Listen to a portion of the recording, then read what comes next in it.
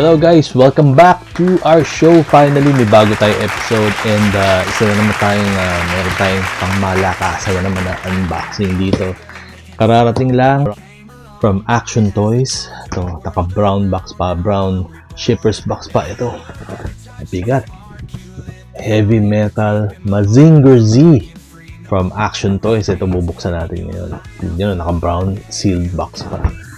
So maya buksan natin yan, makikita natin yung loob. And hopefully mag-enjoy kayo. Especially doon sa mga fans ng Super Robots and in particular sa Mazinger Z, kay Go Nagai. Mga Go Nagai creations. So anyway, before anything else, please like, comment, subscribe to our channel. And as always, please visit our Facebook page, www.facebook.com/toyfriendly.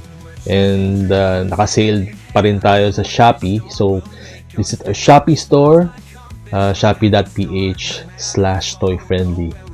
May isa pa tayong announcement, nasa Lazada na rin tayo. So search nyo lang yung Toy Friendly Toy Store sa Lazada and makakuha rin kayo ng mga new deals and exciting figures and bargains pag pumunta kayo dun sa mga stores na yun.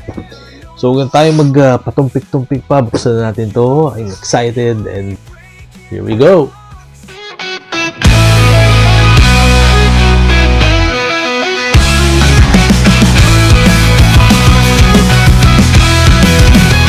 I was just a shadow in the crowd, lost in the noise, barely making a sound. Then you came along, bright as the dawn, turned my world around. Now I'm reborn.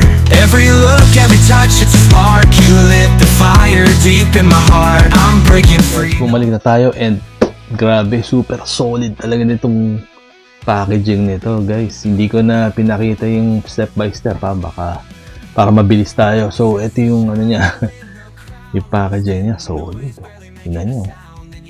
And mabigat siya talaga, heavy metal talaga ang datingan nito. Ito yung side. And very well packed, no? Meron siya mga corner support para nga naman hindi ma-damage sa shipping. So medyo hinihina yung pagbubuhat dun sa from the brown shippers box. Nung inalis ko, medyo nahirapan ako. Pero ito, solid yan. Ito yung bubuksan natin. Wala na siyang mga tape, no? Naangat na lang natin itong box. So papakita natin yung loob in a while. So, ganda. Solid, oh. Ayan, oh. May logo sa side and, ayan, illustration. Most probably, ganyan yung itsura niya. And I think, na to reissue, no? Iba yung brand dati na nag-release dito. So, na-acquire siguro ng Action Toys para i-re-release. Para siguro magandaan yung presentation niya and, release siya for a whole new audience. Siguro several years ago parang nakita ko na ito pero ibang brand siya. So put on in the comments kung alam niyo yung brand dati, pero ngayon Action Toys na yung release sa kanya. So buksan natin to para makita natin yung loob. Guys, ito inalis ko na yung cover pero meron pa rin siya ang dami niyang abubot meron pa siyang extra layer pa na cover na same dun sa outer cover ng box. Ito yung illustration niya. Angas, di ba? Angas nung dating ng Mazinger Z dito. So ang gagawin natin, angat natin ito isa pa. Yan. Angat natin para ma-reveal na ultimately yung figure. Medyo may kahigpitan. Okay, pag angat mo, makikita mo kaagad tong parang assembly sheet, parang dun sa dun sa arms niya. Mamaya try natin buksan, pero feeling ko ito lang yan, isang sheet lang yan para dun sa claw cutter ba tawag dito. And then ito nga yun, kakabit mo siya, may option siya. Pwede mo lagyan ng blade dyan sa may glove area niya. And then, angat natin itong layer na to. So, ito na guys. So, double layer, accessories, and ito na yung figure. Unveil na natin. Plastic pa talaga eh. Talagang ingat na ingat yung packaging sa kanya. Ang ganda. Marami kang pagdadaanan muna bago mo ma-reach yung ultimate figure. So, ito. Pa-plastic pa siya. Tingnan natin ito. Ito na guys. Tingnan nyo. Super solid. Heavy metal. All metal talaga. Bigat. Yan o. Kakaiba yung itsura niya, di ba? Hindi siya yung traditional na nakikita mong Mazinger Z, pero solid.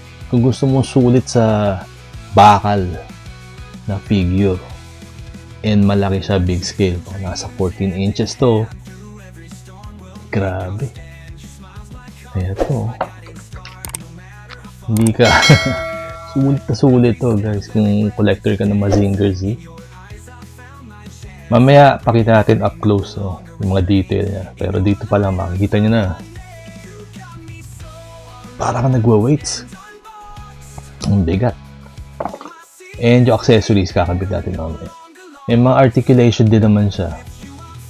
And yeah, solid. Solid siya guys, die cast.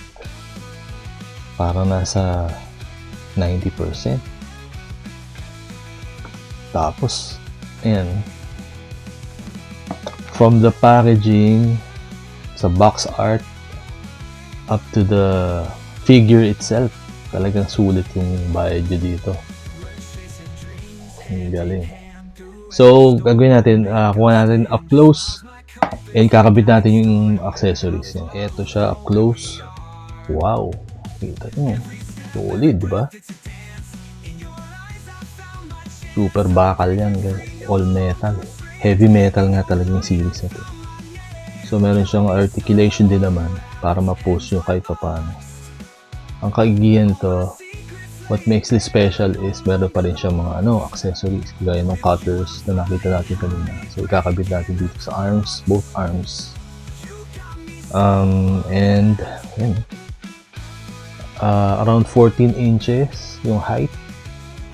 And yun nga, solid. Ang medyo minor gripe ko lang is walang provided na stand or support. Kasi imagine niyo if you place this inside a glass cabinet and then accidentally bumuwal, baka basag yun. Baka mabasag yung glass cab niyo. So yun lang. So I guess kung meron kayong makitang support for the figure, yun lang provide nyo para at least safe na hindi siya gumalaw or bumagsak sa glass cabinet or saan nyo di-display. Kasi pag ito bumagsak, sayang naman. Magkaka-dent or kasi mabigat siya talaga. Pero nakakatayo naman siya, solid naman siya, stable naman siya. Ayan o. So, kabit natin yung accessories niya and we'll see what happens. So, here you go guys. Nakakabit na yung accessories niya, yung blades sa sides, sa may arm area. So, ayan o. Angas. So, maya ipopost natin yan. Ang ganda nito guys. Yung material, yung paint job, and of course, super heavy. Gusto nyo talaga sulit na Mazinger Z. Siya rin yun sa anime, yung revival yata ng Mazinger Z na anime. Kung hindi nyo pa papanood yun, I suggest give it a shot and makikita nyo itong design na ganito. And of course, itong toy version niya is talagang a very good representation of the anime version nitong Heavy Metal Mazinger Z. Ayan, solid talaga. Ganda pati yung pagka-glossy niya. Natin yung likod. Bigat Ayan. Sa pansin ko, meron siyang provision for scrander siguro. Kasi meron siyang ganyan. And Kala ko nga may mga buttons for lights pero hindi. Ano lang pala to? Design lang din. So, kung meron mong lalabas sa Scrander na add-on, balita ako na lang kayo kasi parang ganda rin. May Scrander sa likod. This is the Heavy Metal Mazinger Z 14-inch figure, super solid all metal by Action Toys, and available pa rin siya sa shop natin sa shopee.ph/toyfriendly, and of course sa facebook.com/toyfriendly. Sa Lazada rin nga pala meron tayo. So yun, this is the Heavy Metal Mazinger Z by Action Toys, and yun, cue for a montage.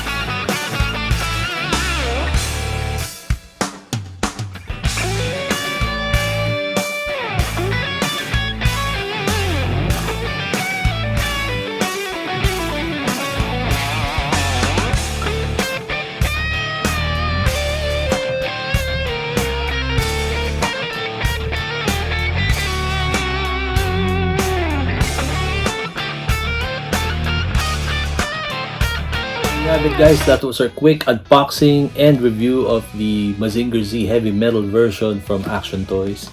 Super solid talaga to, guys.